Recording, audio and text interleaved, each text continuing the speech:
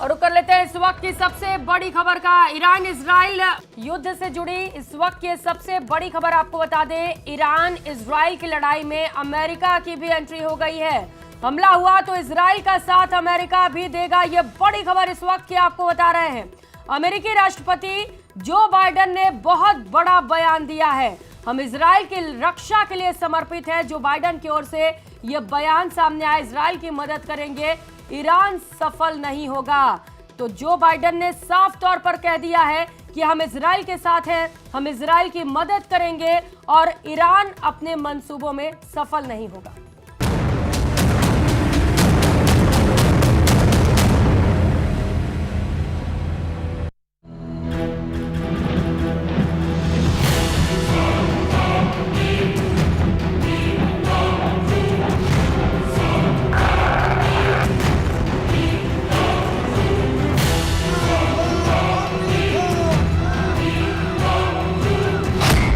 खौफ में इजराइल, हमले को तैयार ईरान।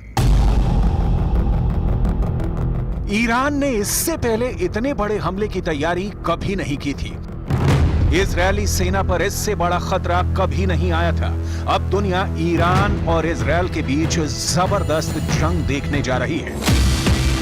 ईरान इजराइल पर जबरदस्त खूनी हमला करने जा रहा है। पश्चिमी मीडिया के मुताबिक दुनिया भर की खुफिया एजेंसियों का साफ कहना है कि ईरान इजराइल पर बेहद भयानक हमला करने जा रहा है। पूरी दुनिया अब एक ऐसी खूनी जंग देखने जा रही है जो इजराइल और हमास के जंग के भी रिकॉर्ड तोड़ देगी। ईरान इजराइल पर हमले की पूरी तैयारी कर चुका है। אנחנו ערוכים ומוכנים בהתקפה ובהגנה במגוון יכולות של צה"ל. תקיפה משטח איראן תהווה הוכחה ברורה על הכוונות האיראניות להסלים את המזרח התיכון ולהפסיק להסתתר מאחורי השלוחים. जो खबरें इंटरनेशनल मीडिया से आ रही हैं उसके मुताबिक ईरान के राष्ट्रपति रईसी और ईरान के सुप्रीम लीडर अयातुल्ला खामनेई ने इजराइल से खूनी बदला लेने की पूरी तैयारी कर ली है।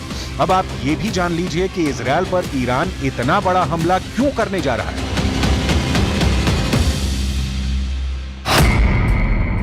1 अप्रैल 2024 को इजराइल ने सीरिया की राजधानी दमिश्क में ईरानी एम्बेसी के पास हवाई हमले किए थे। इजराइल के मिसाइल हमले में ईरान के 2 आर्मी कमांडर समेत 13 लोग मारे गए थे। इसमें ईरान के top general brigadier general Mohammad Reza Zahedi की भी मौत हुई थी। इजराइल के हमले से ईरान बुरी तरह बौखला गया है और अब इजराइल पर हमला करने जा रहा है।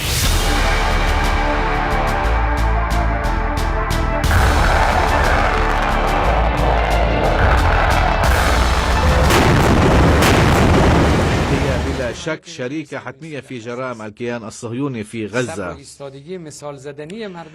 إن الصبر المثالي وصمود أهل غزة وقوى المقاومة في هذه الأشهر ال6 والذي ينبع من إيمانهم الراسخ ومعتقداتهم جعل العدو الصهيوني لا يتمكن من تحقيق أي هدف من أهدافه الاستراتيجية في حرب غزة. سفارت در هر کشوری که وجود دارد به منزله خاک همون کشوری است که سفارت متعلق به اوست. رژیم خبیث اشتباه کرد در این قضیه، باید تنبیه بشود و تنبیه خواهد شد. कांप गए ब्रिटेन यूएसए, ईरान का खूनी बदला।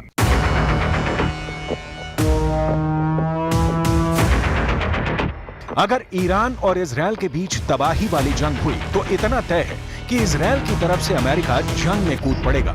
और अगर ऐसा हुआ तो राष्ट्रपति पुतिन रूसी सेना को ईरान की तरफ से जंग में उतार सकते हैं। हालात बेहद संगीन हो चुके हैं। ईरान इजराइल पर जबरदस्त हवाई हमले करने जा रहा है।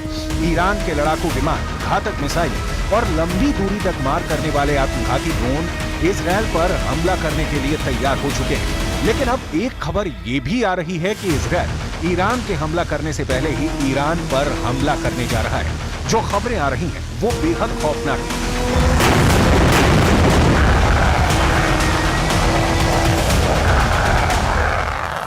ईरान की तरफ से इजरायल पर हमले के खतरे के बीच अमेरिका के विदेश मंत्री एंटनी ब्लिंकन ने सऊदी अरब, चीन, तुर्की और कई यूरोपीय देशों के विदेश मंत्रियों से फोन पर बात की। ब्लिंकन ने सभी देशों से ईरान को हमला न करने के लिए मनाने को कहा। ईरान की मीडिया के मुताबिक राजधानी तेहरान के ऊपर एयर स्पेस बंद कर दिया गया है। फ्रांस ने अपने नागरिकों को इजरायल, ईरान और लेबनान से दूर रहने को कहा है। ब्रिटेन ने अपने नागरिकों को तुरंत इजरायल छोड़ने के निर्देश दिए हैं। अमेरिका ने ईरान को हमला न करने की चेतावनी दी। अगले 24 से 48 घंटे के भीतर ईरान के हमले से निपटने के लिए इजरायल की तैयारी तेज हो चुकी है। इजरायल में अमेरिकी एम्बेसी ने अपने कर्मचारियों को अगले आदेश तक कुछ इलाकों में जाने से रोक दिया है। ईरान के हमला करने की हालत में इजरायली सेना पर मोसाद जवाबी तैयारी में जुट गए हैं। इजरायल ने अपने सभी सैनिकों की छुट्टियां रद्द कर दी हैं। שאיראן פועלת נגדנו גם באופן ישיר וגם באמצעות השליחים שלה. ולכן ישראל פועלת נגד איראן והשליחים שלה גם בהגנה וגם בהתקפה. אנחנו נדע להגן על עצמנו ואנחנו נפעל לפי העיקרון הפשוט שמי שפוגע בנו או מתכנן לפגוע בנו, אנחנו נפגע בו. ईरान और इजरायल के बीच खूनी जंग किसी भी वक्त शुरू हो सकती है। हालांकि दोनों देश कभी सीधे तौर पर एक दूसरे से टकराने की हिम्मत नहीं जुटा पाए हैं, लेकिन इस बार हालात बेहद खौफनाक हो चुके हैं। अब अगर ईरान सीधे इजरायल को निशाना बनाता है तो सबसे बड़ा खतरा इस बात का है कि पूरे मिडिल ईस्ट में ये जंग फैल जाएगी और इसके नतीजे विनाशकारी होंगे।